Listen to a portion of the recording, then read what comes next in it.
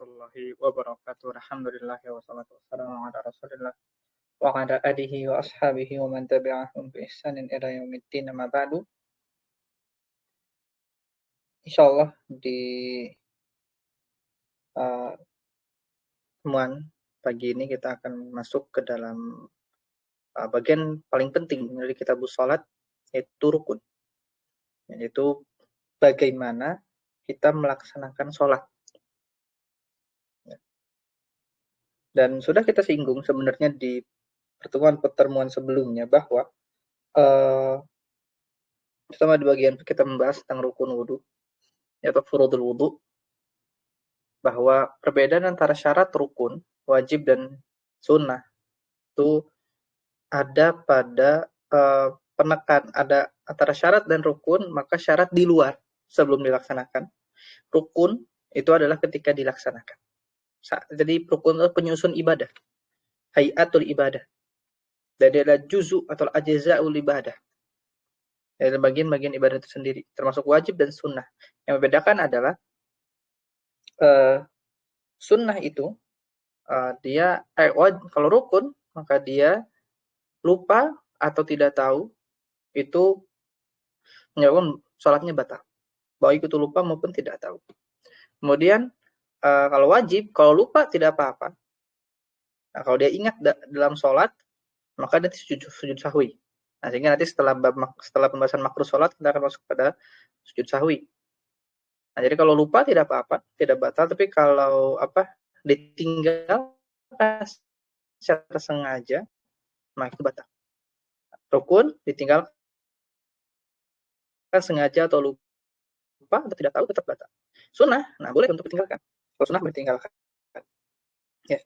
Nah, ini jadi kita akan lihat di sini ketika membahas rukun sholat itu adalah bagaimana kita melihat kadar minimal sholat seseorang itu sah. Kenapa? Sehingga ketika kita melihat orang lain melaksanakan sholat, kalau ada yang berbeda, selama masih memenuhi kadar minimal dari rukun-rukun sholat itu, yang kita pelajari hari ini, itu orang tersebut sholatnya masih sah. Jadi kita tidak mudah memvonis bahwa kok sholatnya aneh ya, kok sholatnya beda ya. Bukan itu tujuannya. Ketika kita belajar rukun sholat itu untuk justru mengevaluasi sholat kita sudah benar apa belum. Takutnya justru sholat yang kita lakukan itu belum benar, bahkan mungkin belum sah. Dan apa yang kita bahas di sini adalah rukun sholat menurut madzhab Hambali tentunya. Ya. Dan catatan untuk tentang hadis shollu kama ra'aitumuni usolli, dan ini sering saya ulang-ulang di kelas-kelas saya yang lain. Ya, teman-teman membahas tentang fikih sholat. Bahwa maksud dari shollu kama ra'aitumuni usolli itu adalah sholatlah sebagaimana sholat itu sah gitu. Bukan sholat itu plek-ketiplek seperti Nabi persis. Bukan, yaitu memang yang diinginkan. Gitu. Kita benar-benar melaksanakan rukun, wajib, sunnah semuanya sempurna. Tapi maksud asasi dari Rasulullah kama ra'aitumuni usolli itu adalah sholatlah sebagaimana aku sholat agar sholatnya sah dan berpahala. Artinya nanti harus dibedah rukunnya, dibedah wajibnya, dibedah sunnahnya. Sebagaimana ketika Nabi berkata pada para sahabat, "Anni manasikakum." Kamu belajar manasik aja dari saya. Artinya pelajari secara global hajinya agar hajinya sah. Jangan sampai hajinya tidak sah. Bahkan kalau di zaman sekarang itu, ya, haji itu sudah mustahil mirip seperti Rasulullah SAW, karena sudah jumlahnya luar biasa banyak sekali manusia. Ya, ketika saya umroh pun sulit. Gitu. Seperti harus mencium Hajar Aswad, itu orang sudah sulit sekali untuk bisa mendapatkan waktu gitu, karena Ka'bah itu sampai 24 jam penuh. Terus kalau lagi ramai sekali itu mau sa'i sambil lari sedikit-sedikit, dan juga mau tawaf itu kalau lagi ramai sekali. Waktu itu saya tawaf hari Jumat mendekati Jumatan, itu hampir mustahil saya bisa lari kecil-kecil itu ya. Sebagai sunnahnya, romal istilahnya. Itu hampir nggak bisa. Mau jalan dia susah. Nah, jadi apa yang dimaksudkan dengan tadi shollu kama ra'aitumuni usolli atau khudu anni manasikakum, Nah, jadi dalam bab ibadah itu adalah ambillah, pelajarilah hal-hal yang menjadikan ibadah kita tuh sah. Itu poin utamanya. Bukan plek ketiplek sama seperti Nabi. Karena kalau di zaman kita sudah sulit. Karena apa yang datang kepada kita tuh teks. Bukan visual. Sehingga nanti akan ada penafsiran teks itu berbeda-beda. Dan juga nanti bagaimana dalil datangnya, ada yang berbeda datangnya. Nah, sehingga sholat, ya, sifat sholat sesuai Nabi itu, maka itu akan kembali kepada penafsir dari dalil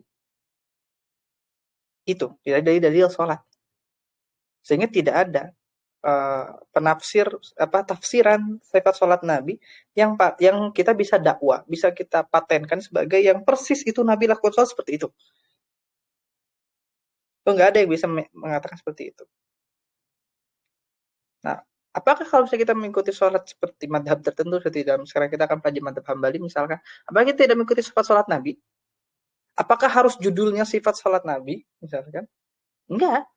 Jadi yang sedang kita pelajari di madhab apapun, mau itu madhab Syafi'i, mau itu madhab Hambali, mau itu madhab Maliki, mau itu madhab Hanafi, sebenarnya itu sifat sholat Nabi. Sesuai penafsiran sang imam. Jadi kalau kita belajar sholat di madhab Hambali, berarti ini adalah sifat sholat Nabi menurut tafsiran Imam Ahmad. Kalau di madhab Syafi'i, berarti sifat sholat Nabi sesuai tafsiran Imam Syafi'i. Nah, makanya jangan kita menakar. Yang terjadi, itu adalah kita menakar sholat orang lain dengan sebuah buku yang kita jadikan seakan-akan standar patokan bahwa sholat Nabi itu harus seperti itu.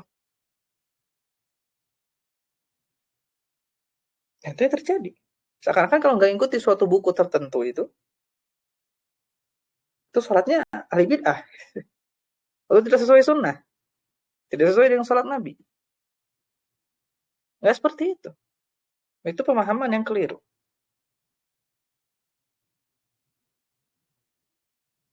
Seakan-akan orang 1400 tahun itu nggak pernah sholat seperti Nabi.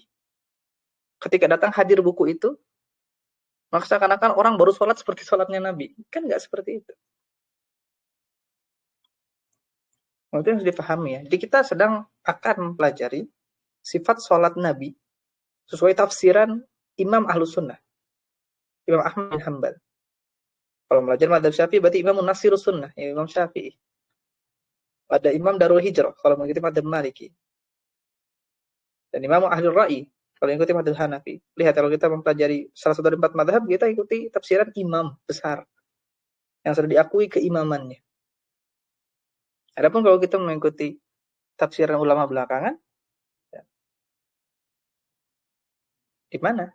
Kalau kita mau melihat adu-aduan tokoh misalkan, adu-aduan kebesaran, keagungan tokoh, ya sudah kalah jauh tentunya.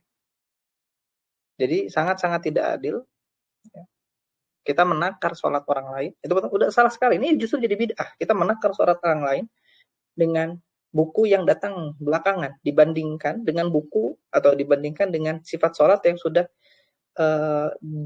temurunkan dari sang imam lebih dari ratusan tahun.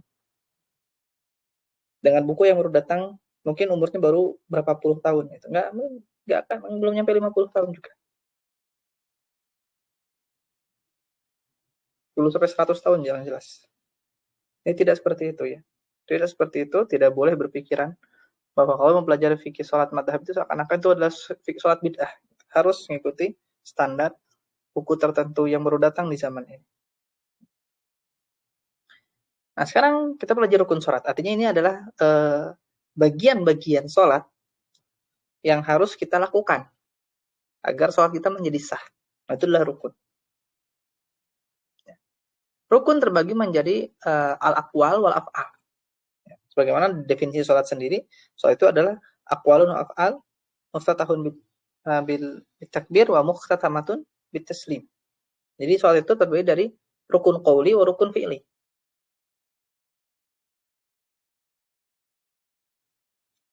Jadi rukun qauli itu rukun qaulinya lebih sedikit dibanding rukun fi'li. Jadi kalau sholat itu lebih banyak di rukun fi'linya. Dan nanti kaidahnya adalah kalau kita mendahului imam dalam rukun qauli, nah itu tidak membatalkan sholat. Kan itu sulit. Terutama kalau sholat sirriyah. Ya. Karena kalau Fatihah kita lebih cepat dari Fatihah imam, itu tidak masalah. Yang maksud mendahului imam itu adalah dalam rukun fi'li. Nah, jadi kalau dalam rukun qauli boleh kita lebih dahulu dari imam. Tidak masalah. Ya. Terutama dalam sholat sirriyah yang kita tidak sebutannya, tentu tidak tahu imam sudah baca sampai mana kan Fatihahnya kan kita nggak tahu. Tahu-tahu Allahu Akbar, udah ruku, kita Fatihahnya belum selesai. Tapi kalau dalam rukun fi'li, nah maksudnya tidak boleh mendahului imam itu adalah dalam rukun fi'li. Jadi kalau imamnya belum ruku ya kita jangan ruku. Itu ngebalap namanya. Nah, sehingga dalam rukun qauli it's no problem, ya tidak masalah. Kita mungkin lebih cepat dari imam. Karena memang tidak sulit untuk dibatasi masalah itu. Namun dalam rukun fi'li, nah ada 3. Yang pertama ada 3. Yang pertama itu dia mendahului.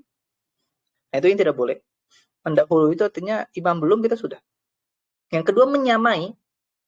Jadi yang mendahului itu haram dan membatalkan sholat. Yang kedua itu menyamai. Nah, menyamai itu makruh. Menyamai itu artinya ya imam belum selesai, kita sudah ikutan. Jadi yang tepat itu imam selesai dulu. Bahkan kalau imam ruku sampai imamnya 90 derajat, nah kita baru ruku. Jangan imamnya baru Allahu Akbar, kita udah Allahu Akbar udah ikut. Nah, itu bisa ada potensi membarengi. Nah, ini hukumnya makruh. Yang bagus itu yang sunnah itu, maksudnya yang berpahala sunnah ya. Itu adalah ketika imam sudah selesai, nah kita baru ikut. Jadi kalau imam sudah ruku, sudah rukunya, nah kita baru ikut ruku. Atau imam sudah iktidalnya, istatama qa'iman, imamnya sudah berdiri tegak, nah kita baru berikut. Jadi jangan imamnya baru bangun, kita udah ikut bangun. Nah itu ada potensi untuk menyamai, untuk jatuh kepada makruh. Untuk jatuh pada makruh. Nah jadi rukun sholat ada qauli, ada fi'li. Nah qauli itu nanti dimulai dari takbiratul ihram, dan nanti ditutup dengan, jadi sholat itu buka dengan rukun qauli, ditutup dengan rukun qauli. Di tengah-tengahnya rukun fi'li yang banyak itu. Ya. Sekarang kita akan masuk. Yang pertama, wa arkanul shalah arba'at asyar. Jadi menurut madzhab Hambali 14. Hafal. Wajib. Jadi hafal. Enggak perlu tekstual, enggak perlu ketiplek hafalannya, yang penting kehitung. Ya, itu dalam madzhab Hambali. Ada berbeda dengan madzhab yang lain, tapi globalnya sama. Ya, globalnya sama. Yang pertama rukun salat itu adalah qiyamun fil fard. Itu berdiri pada salat fardu.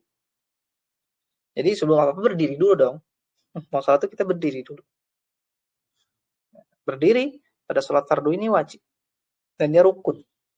Jadi kalau seseorang tidak berdiri pada salat fardu padahal dia mampu, maka batal salatnya. Dan ini juga sering banyak orang yang bermudah-mudahan dalam masalah berdiri ini ketika dia sakit. Sakitnya sebenarnya nggak terlalu parah, dia masih bisa berdiri. Tapi dia tidak, karena saya sakit, uzur duduk aja. Nah, enggak begitu. Konsepnya adalah, ketika kita hanya boleh meninggalkan berdiri pada gerakan sholat yang memang kita nggak bisa kecuali harus duduk. Contoh, kalau misalkan kaki kita sedang sakit, nggak bisa berdiri lama, oke, kita batasi, kita bilang nggak bisa berdiri lama. Artinya kalau berdiri sebentar dia bisa. Maka dia harus wajib berdiri dulu sampai kakinya sakit baru dia duduk. Kemudian setelah dia bisa untuk berdiri lagi, maka dia harus berdiri. Jadi banyak orang yang, saya sakit langsung duduk. Kata rukunya duduk, padahal dia ruku bisa berdiri. Atau misalnya dia kalau berdiri baru sebentar langsung sakit.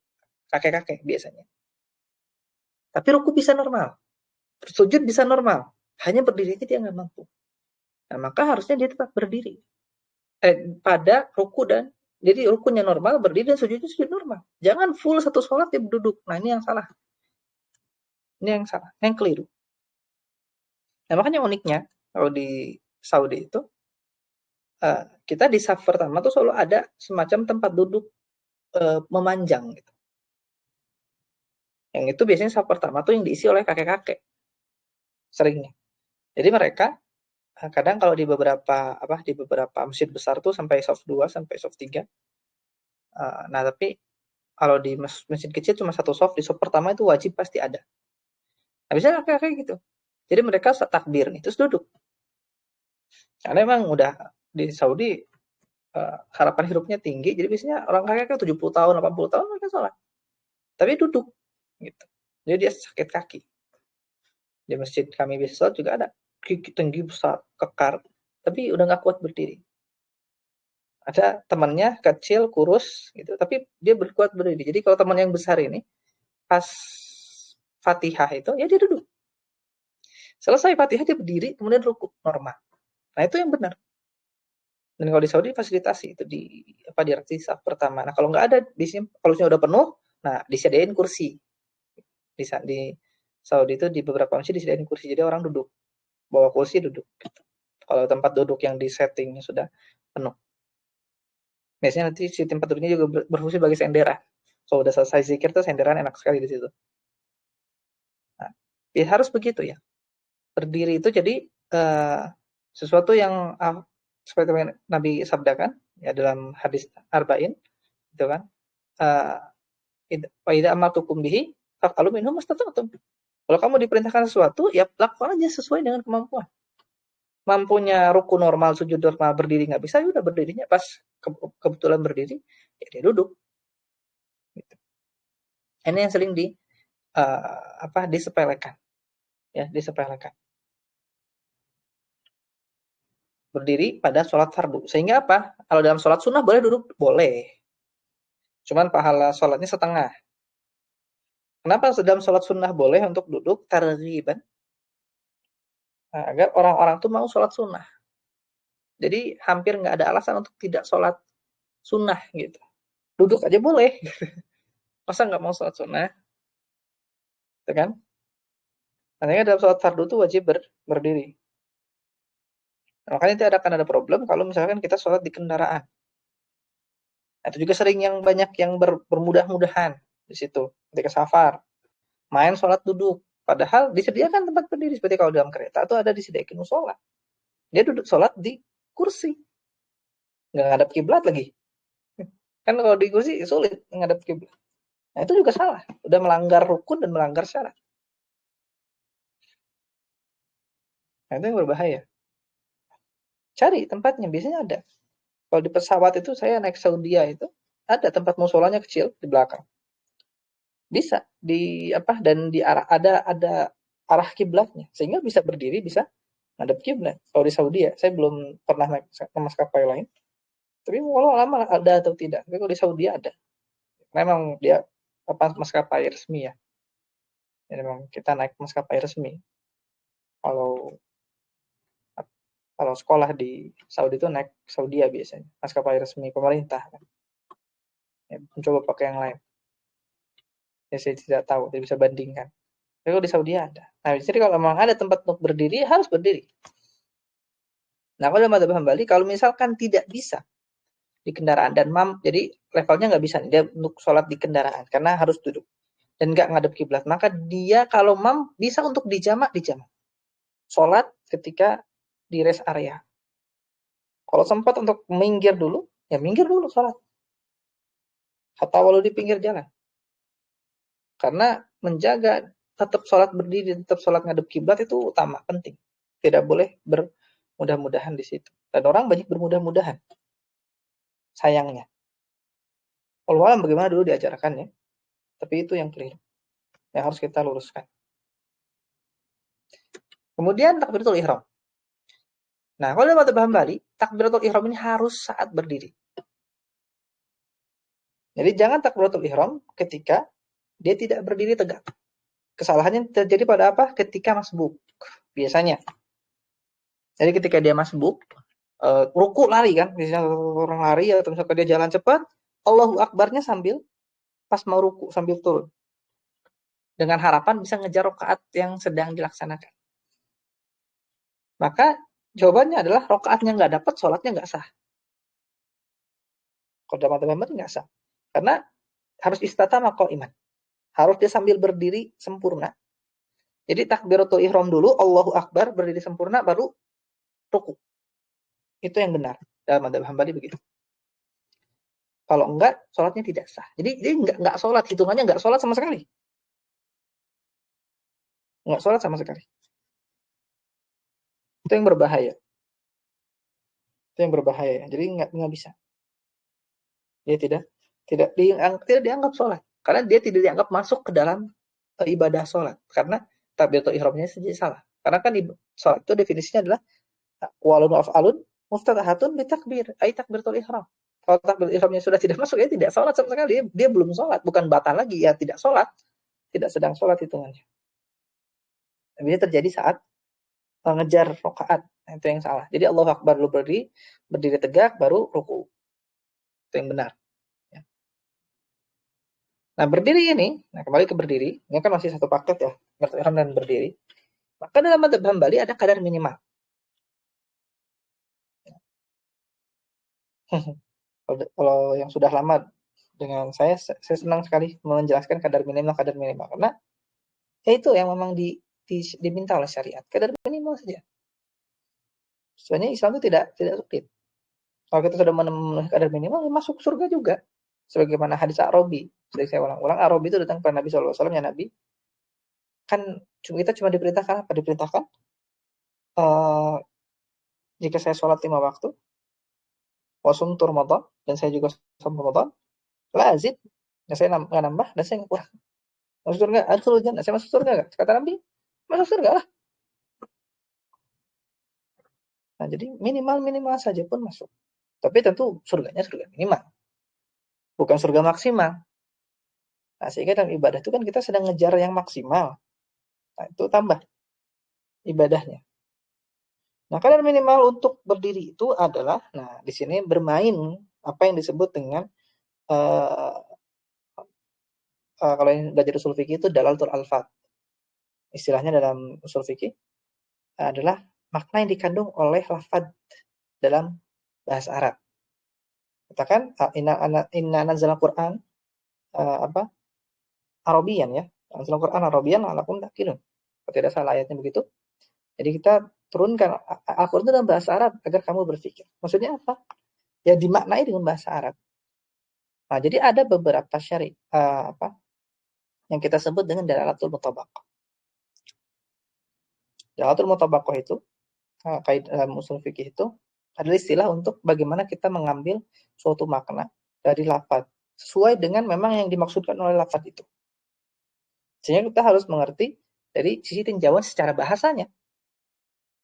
Nah, jadi kita tidak bisa tekstual mengatakan bahwa maksudnya kita tidak ada beberapa dalil yang diambil tekstual dalam bahasa Arab dan mungkin tidak eksplisit menurut bahasa Indonesia, tapi eksplisit menurut bahasa Arab. Itu yang terkadang kita nggak terlalu paham gitu. Kalau bukan penutur asli, kan penutur bahasa Arab. Nah, qiyam atau berdiri dalam bahasa Arab dalam ayat ini katakan waqumu lillahi qanitin. Ini dalilnya. Berdiri dalam suatu waqumu lillahi qanitin. Berdirilah kamu waqumu lillahi qanitin. Ini juga dalil untuk kita tidak boleh berbicara saat sholat. Nah, qumu atau qum atau qiyam, masdarnya dalam bahasa Arab, itu kembali kadarnya, itu kembali kepada mafhum, makna qiyam dalam bahasa Arab. Nah, sehingga dalam madzhab Hambali dikatakan dia kalau munhanian, ya, munhanian atau ma'ilan, ya, kalau dalam dia itu mereng dikit, maksudnya agak maju sedikit seperti bungkuk gitu. Nah, kalau dia bungkuk dalam kadar yang kalau menurut tatanan bahasa Arab masih dianggap qiyam, masih dianggap berdiri, maka dia masih berdiri. Jadi nggak harus tegak-tegak banget sebenarnya, ya. Tapi yang sempurna itu yang tegak sempurna. Jadi kalau dia masih dianggap berdiri, nah itulah yang ya kalau agak ma'ilan sebutannya. Kalau dia sampai membungkuk, ya sehingga dalam bahasa Arab tidak termasuk lagi dalam keadaan qa'iman, sebagai seorang yang qiyam, yang berdiri, ya tanpa uzur juga, ya maka tidak sah berdirinya. Nanti ini penting untuk difahami ketika nanti kita duduk dalam dua sujud. Julus duduk seperti apa yang diperbolehkan. Nah, sehingga apa parameternya? Pada madzhab Hambali parameternya adalah jangan sampai tangan itu bisa sampai kepada lutut. Salah satu parameter yang bisa digunakan adalah jangan sampai tangan sampai udah nyampe pada lutut. Jadi kalau kita panjangkan tangannya nyampe ke lutut. Kenapa? Kalau tangannya sudah nyampe ke lutut itu ruku. Sudah bukan qiyam lagi. Jadi parameter bungkuknya itu ya maksimal jangan sampai tangan kita udah nyampe ke situ. Tapi biasanya mereng-mereng dikit tidak masalah. Terutama kalau yang lagi sakit atau yang bungkuk, ya nggak harus tegak. Takbiratul ihram mafhum, dia memang harus menyebutkan Allahu Akbar. Ini rukun, ya. Dan dia harus sesuai ya dengan kaidah bahasa Arab. Allahu Akbar pakai kaf, bukan pakai qaf dan semisalnya. Yang nggak boleh Allahu Akbar misalkan dipanjangkan, tidak boleh.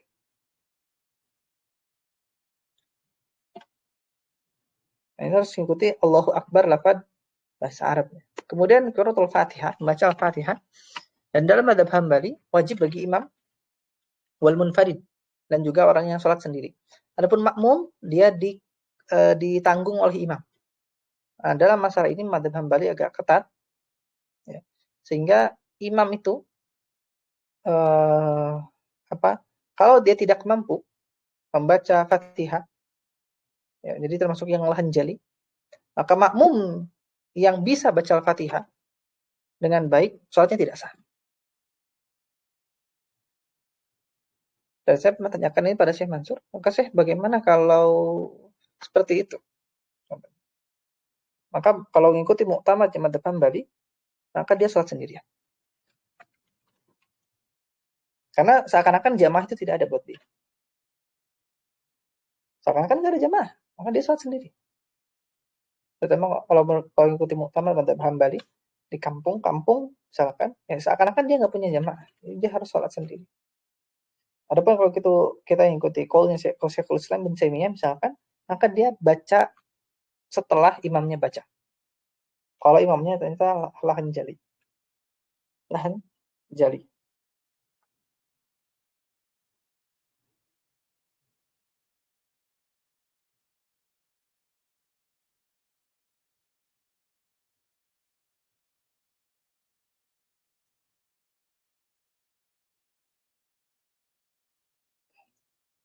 Untuk masalah kursi tidak ada pertanyaan masuk. Bagaimana kalau mensejarkan yang kursi? Nah, ini ya nggak harus lurus-lurus banget ya, nggak harus sedetail itu. Di sini juga tidak masalah ya sebenarnya. Ya sholat saja, karena dia sudah nggak bisa, karena kan yang sejajar itu ya tumit ke tumit. Kalau masalah kursi sudah tidak dihitung berarti. Tapi kalau mau ya agak sulit kan, nanti beda-beda model kursi beda lagi. Beda model kursinya udah beda lagi. Yang jelas nanti patokannya bukan kakinya tapi badannya. Kalau dia badannya sudah bisa sejajar dengan yang lain sudah. Nah, dalam madzhab Hambali paling maksud dengan istawu, lurus itu ya lurus saja badannya. Lurus badannya. Dan tidak harus nempel kaki. Tidak harus nempel kaki. Karena nempel kaki itu bahkan menurut Syekh Bakar Abu Zaid itu bid'ah. Nempelan kaki itu bid'ah. Karena lam yarid ala Nabi, justru tidak datang dari Nabi SAW. Itu adalah perbuatan sebagian sahabat. Perbuatan sebagian sahabat dan perbuatan sebagian sahabat yang tidak diingkari Nabi itu adalah takrir dari Nabi, menunjukkan kebolehan, bukan kesunahan. Jadi kalau kita lihat hadisnya itu dikatakan Nabi menyuruh kami untuk lurus, tapi sebagian dari kami merapatkan, sebagian dari kami merapatkan tumit-tumit dan pundak-pundak kami. Artinya tidak dilakukan oleh semua sahabat. Menunjukkan itu boleh saja, bukan sunnah. Sehingga itu dalam Syekh Bakar Abu Zaid dalam kitab beliau lah jadi dari Ahkam Shalah namanya, beliau mengkritik salah satu kitab ulama yang mengatakan harus wajib untuk nempel atau sunnahnya nempel. Justru menurut beliau nggak ada sunnah nempelin tumit nempelin kaki untuk meluruskan, nggak ada. Hanya boleh justru Dan itu makanya jadi inkonsistensi bagi sebagian orang yang mengatakan bahwa qaul sahabat itu bukan dalil. Qaul sahabat bukan dalil, tapi kok dalam masalahnya dipakai. Ya kalau misalnya mengatakan qaul sahabat bukan dalil, ya konsisten. Nah, ini jangan dijadikan dalil. Nggak bisa dijadikan dalil. Perbuatan sahabat kan bukan dalil. Kalau mau ngambil pendapat demikian, maka konsistenlah. Tapi karena kalau mengikuti madzhab Hambali pun yang mengatakan qaul sahabi dalil tidak menganggap sunnahnya menempelkan kaki. Karena itu terjadi dalam maqamul iqrar, yaitu ikrarnya Nabi kepada sahabat melakukan suatu perbuatan dan tidak dilarang oleh Nabi. Menunjukkan kebolehan. Menunjukkan kebolehan saja. Makanya kalau kita sholat di sini, di Saudi nggak ada orang yang nyosor-nyosor kaki gitu. Nggak ada. Justru kadang agak renggang sedikit. Ya, tapi tidak sampai jauh, tapi lebih biar agak justru lebih nyaman untuk orang sholat. Gitu. Dan sebagian ulama mengatakan kalau kita harus menempelkan kaki tiap rakaat itu akan nambah gerakan sholat. Itu kita lihat ke bawah. Sedangkan itu juga lam yarid dari Nabi. Lam yarid dari sahabat. Nggak ada dalam sahabat itu mereka setiap nambah ketika masuk rakaat baru mereka akan lihat tumit-tumit mereka dan tempelkan. Nggak ada riwayat datang kepada kita seperti itu. Mereka senantiasa melihat tumit-tumit mereka untuk mereka tempelkan kembali. Nggak ada. Justru nambah gerakan sholat baru. Justru. Makanya dibantah oleh Syekh Bakar Abu Zaid dan kita beliau la jadid fi ahkamis shalah. Ya, karena kitab yang dibawakan oleh ulama tersebut tentang bagaimana sholat Nabi itu membawakan beberapa qaul-qaul yang itu khalafa bisa menyelisihi jumhur. Menyelisihi jumhur ulama. Seperti tangan sedekap di atas. Itu kan sunnah ya. Jadi sedekap itu tidak wajib kan. Tangan sedekap itu sunnah. Sunnah. Maka ada yang di perut, ada yang di bawah perut. Maksudnya di bawah pusat. Yang disimpan di dada makruh. Ittifaq madhahibil arba'ah. 4 madhab mengatakan menyimpan tangan di dada justru makruh. Ya. Justru makruh.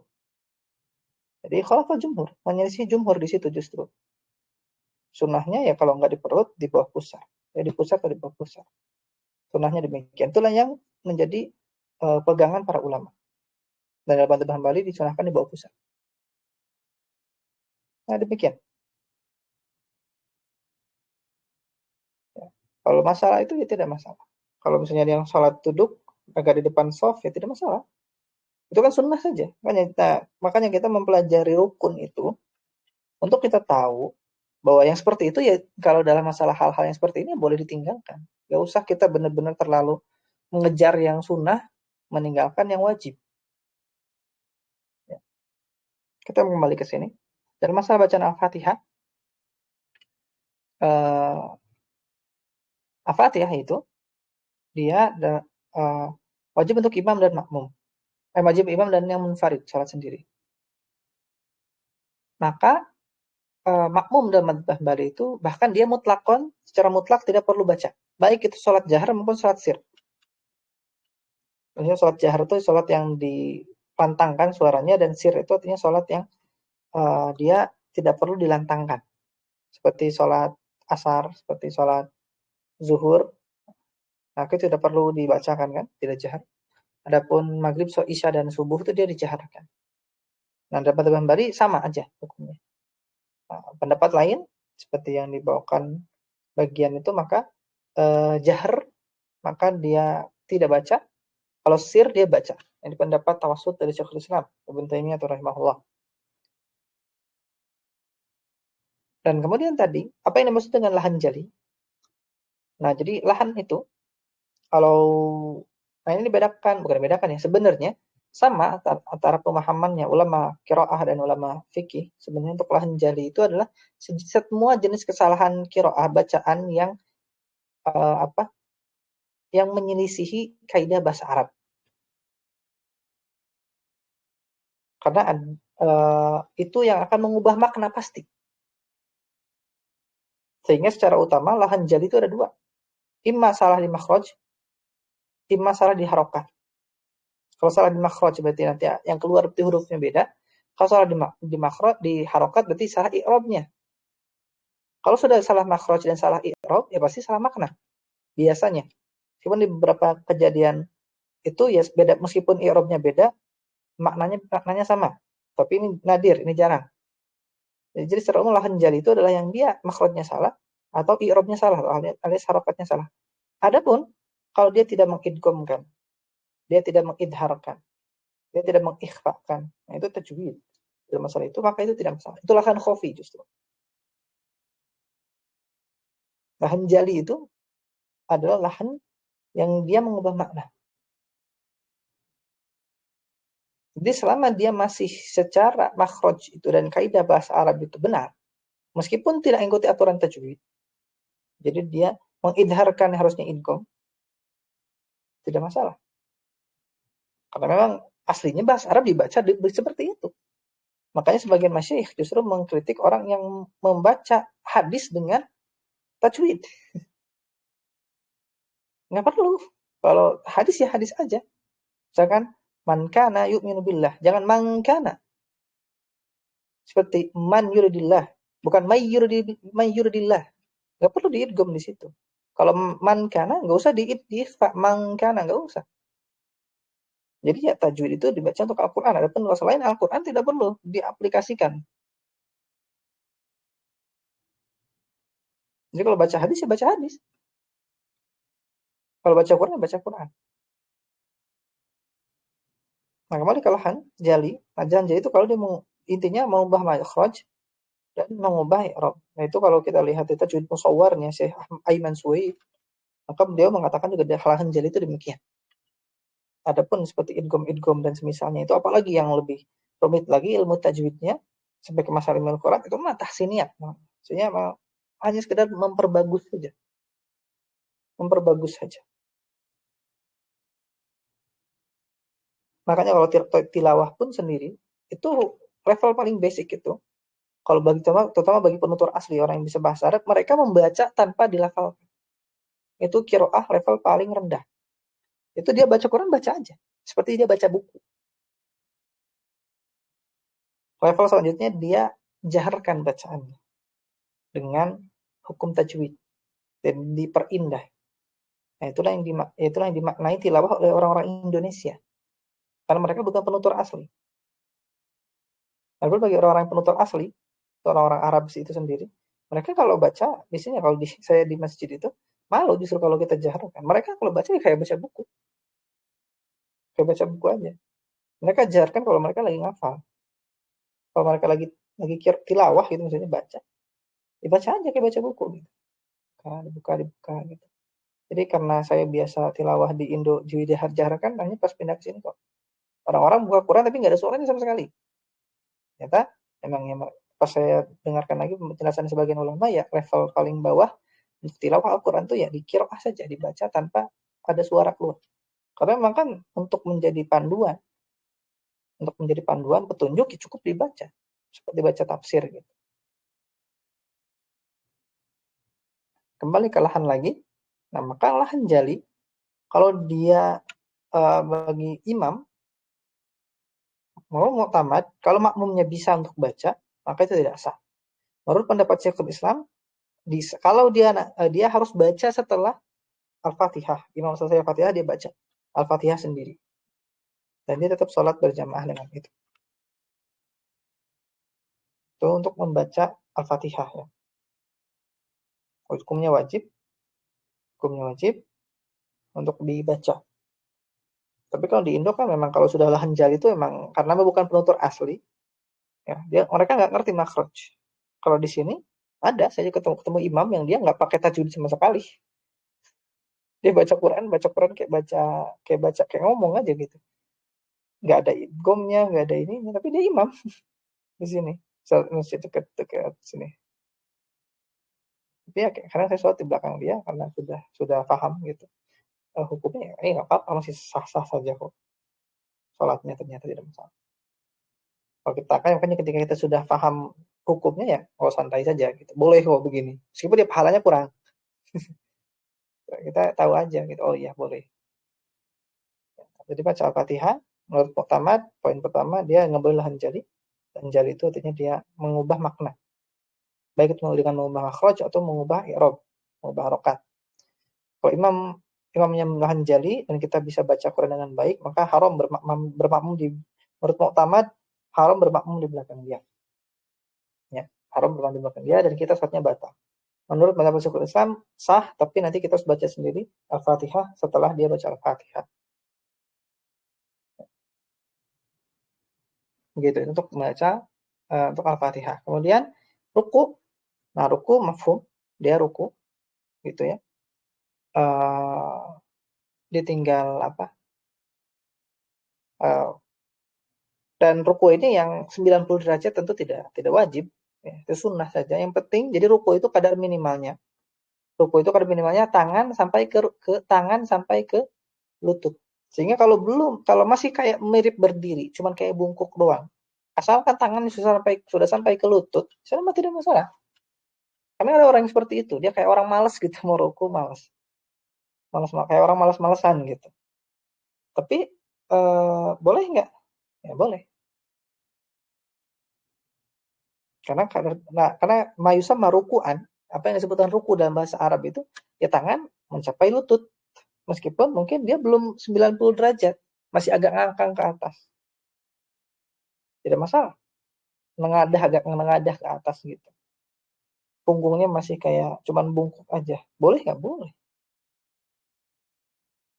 Boleh.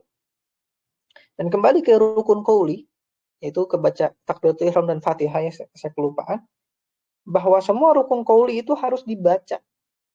Artinya kalau dibaca itu keluar minimal bibirnya gerak. Ada mengatakan minimal bibirnya gerak, ada yang mengatakan minimal keluar suara dan dia dengar. Jadi bukan dibaca dalam hati, itu salah.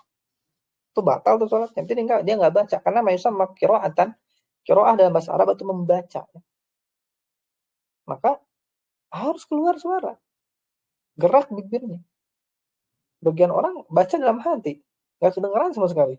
Kamu baca nggak? Jadi kita lihat bibirnya pun mingkem gitu kan, yang bergerak. Kamu tadi baca apa?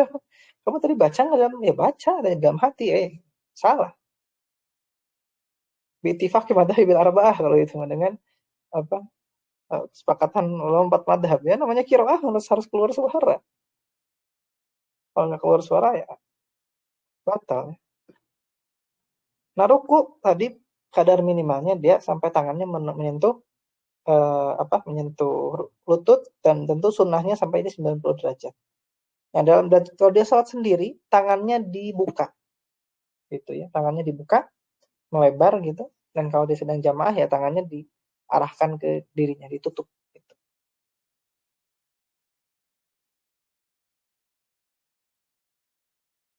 Nah, kemudian bangkit dari ruku. Nah, ini adalah rukun sendiri kalau dalam madzhab Hambali. Kalau dalam madzhab lain digabung.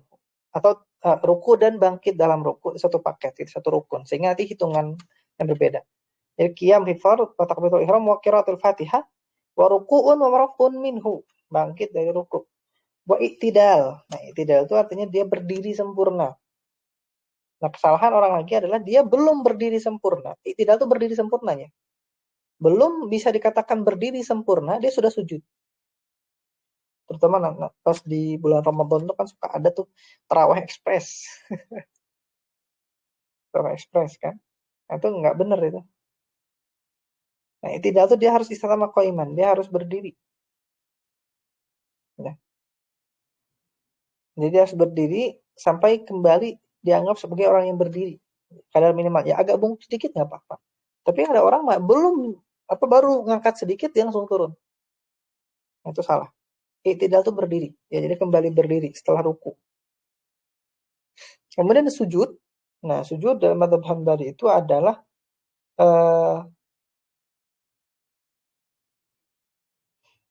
menempelkan 7 anggota sujud ke tanah.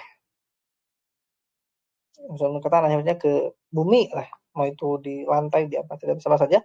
Apa kadar minimal sing penting nempel? Mau cuman ada yang nempel dari 7 anggota sujudnya. Tangannya kedua. Jadi 7 anggota sujud dalam madzhab Hambali itu dahi, hidung, itu satu paket kepala. Kemudian kaki, kepala, 2 telapak tangan, 2 lutut, dan 2 telapak kaki. Ya, kepala, 2 telapak tangan, lutut, dan 2 telapak kaki, 7 dalam madzhab Hambali. Dan kepala itu dalam madzhab Hambali harus mencakup hidung, dagu, dan hidung. Adapun dalam madzhab Syafi'i dagu saja. Dahi, apa? Dahi dan hidung pada madzhab Hambali. Dahinya dan hidungnya harus nempel. Tapi dalam madzhab Syafi'i itu cukup dahi aja untuk muktamadnya. Nah, gimana? Yang penting nempel, mau nempelnya sedikit, mau nempelnya banyak, tidak masalah. Yang penting ada yang nempel dari 7 anggota badan ini. Itu kadar minimal dari sujud. Kalau kadar sempurnanya ya tangannya nempel semua, kakinya nempel gitu kan. Terus lututnya nempel. Nah, dengan seperti tadi, sama seperti ruku, dia kalau sedang sendiri dia bukakan tangannya, kalau sedang berjamaah dia tutupkan. Gitu. Kemudian bangkit dari sujud, ini juga rukun terpisah dalam madzhab Hambali. Ya, dia bangkit dari sujud. Nah, kemudian ada duduk di antara 2 sujud. Nah, apa yang disebut dengan duduk? Dalam madzhab Hambali, duduk ya duduk saja. Jadi boleh duduknya selonjoran, mau duduknya sila, mau duduknya kayak duduk perempuan itu yang ditilep. Saya lupa kalau dalam bahasa Sunda itu sebetulnya emok ya, duduk emok namanya. Kalau duduk perempuan gitu. Pokoknya ya, duduk aja. Gitu. Jadi di sini juga ada kadang orang yang duduknya itu sila gitu. Pas duduk antara 2 sujudnya mungkin kakinya pegel gitu. Imam lagi waktu itu. Saya lihat imam. Jadi ya pas duduk di antara sujud mau tahiyat dia ganti ke sila. Sila terus dia tahiyat sambil sila. Itu kita aneh kalau nggak tahu ilmunya. Batal nih sholatnya. Masa duduknya sila? Iya, yang sunnah itu kan iftirosh. Iftirosh itu artinya kita angkat kaki kanan, kita duduki kaki kiri. Itu sunnah, iya. Tapi kalau nggak gitu boleh nggak? Boleh banget. Nggak sunnah aja, maksudnya nggak dapat pahala aja. Bukan nggak sunnah itu bid'ah ya, nggak. Maksudnya nggak dapat pahala aja. Boleh nggak duduk saya? Boleh, boleh aja. Yang penting duduk di lantai. Gimana hukum, tata cara duduknya bebas. Jadi duduk ini mau itu duduk tahiyat maupun duduk di antara 2 sujud sama, duduknya bebas. Yang penting disebut dengan duduk. Ya kalau antum lagi sakit kaki lah, terus misalnya ya sesuaikan aja, selonjoran kakinya misalkan. Dulu saya pernah tabrakan, kaki saya sakit. Ya sudah pas bagian duduk di sini saya selonjorin kakinya. Terus selonjorin aja gitu karena sakit sekali. Kalau itu kan kalau kita tekan gitu, misalkan kita dudukin kakinya, terutama kaki kiri waktu itu yang lagi kena lukanya, ya sudah saya selonjorin kaki kiri dan kaki kanan. Nah kalau kaki kirinya jadiin tumpuan, wah tersiksa sekali rasanya. Itu tuh nanti sujudnya jadi agak sulit, gitu ya. Kemudian tumanina, dan tumanina itu dalam madzhab Hambali dia apa? Sukun. Ya, jadi wajulusu baina sujudun wa raf'un minhu wa julusun wa baina sajdatain wa tuma'ninatun fi fi'li. Wa hiya sukun wa in qalla. Jadi madzhab Hambali tumanina itu adalah diam sejenak. Untuk membedakan, untuk menjadi fasal, untuk menjadi pembeda dari satu rukun ke rukun yang lain. Coba kalau nggak ada tumanina, nggak ada berdiam sebentar, itu kayak nyambung terus kayak ular lagi bergoyang kan. Orang kalau sholat itu tidak ada kayak nggak ada jedahnya lah. Nah, tumanina itu seperti jeda antar rukun. Jadi Allahu Akbar misalkan jeda. Kemudian Allahu Akbar ruku, jeda. Kemudian Allahu Akbar i'tidal, jeda dulu. Kemudian Allahu Akbar sujud, jeda. Kemudian Allahu Akbar duduk antara sujud, jeda dulu. Nah, jadi ada jeda-jedanya sehingga terpisah antara satu rukun dengan rukun yang lain. Nah, berapa kadar minimalnya? Dalam madzhab Hambali, berapa kadar minimal jeda itu atau sukun itu? Dalam madzhab Hambali adalah bacaan satu kali doa. Jadi kalau ruku berarti satu kali subhana rabbiyal azim. Kalau sujud satu kali subhana rabbiyal a'la. Kalau sujud antara 2 sujud berarti Rabbighfirli. Nah, kadar minimalnya adalah satu bacaan zikir atau doa yang terjadi yang ada pada rukun tersebut. Itu maknina. Kemudian ada tasyahud akhir. Jadi tasyahud awal itu wajib, nanti kita akan bahas teman berikutnya. Tasyahud akhir.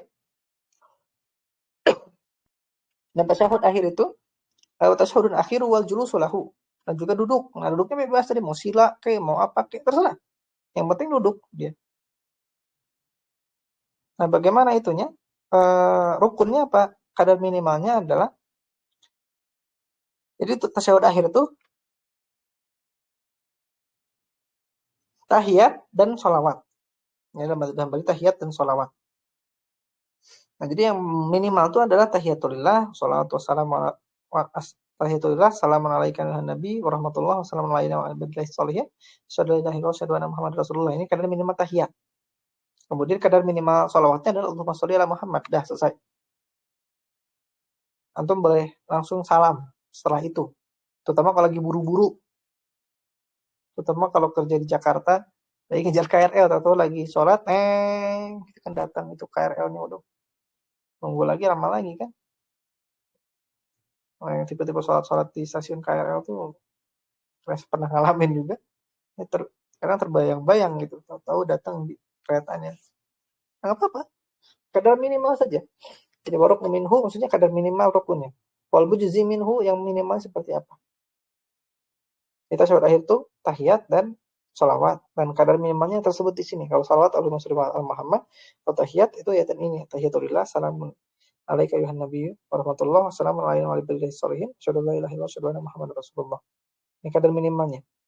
Kemudian dua salam, dalam adab Hanbali dua salam, dan kiri kanannya itu ngadep kiri ngadep kanannya sunnah. Sehingga salamnya itu kalau kita ngadep ke depan dan assalamualaikum dua kali, tidak maka sudah sah. Nengok kiri kanannya itu sunnah. Nengok kiri kanannya sunnah. Tapi dalam madhab Hambali harus dua salam. Kalau dalam madhab Syafi'i boleh satu. Cukup satu. Cukup satu. Dan tentu tertib. Artinya semua rukun ini ya dan itu kalau salam kadar minimal assalamualaikum sudah. Ya. Dan kadar tertib itu dari 1 sampai 13. Ya. Itu harus tertib, berurutan untuk setiap rakaatnya. Dan nanti insya Allah di pekan depan kita akan masih dalam rukun sholat, akan sedikit membahas bagaimana kalau ketinggalan, misalnya rukun sholatnya ada yang kelewat, ya, dan kemudian nanti bagaimana kalau imam nambah, itu nanti kita akan bahas di sujud sahwi, tapi kita akan singgung bagaimana kalau kita ketinggalan kelupaan rukun sholat misalkan, atau misalkan imamnya nambah rakaat dan kita bagaimana gitu, itunya apa perbuatan kita kok. Yang sering lupa tuh imam udah rakaat terakhir, imamnya berdiri lagi. Nanti kita akan bahas di pekan depan, insyaallah taala. Tutup dengan kafaratul majlis, subhanakallahumma wa bihamdika, asyhadu an la ilaha illa anta, astaghfiruka wa atubu ilaik. Assalamualaikum warahmatullahi wabarakatuh.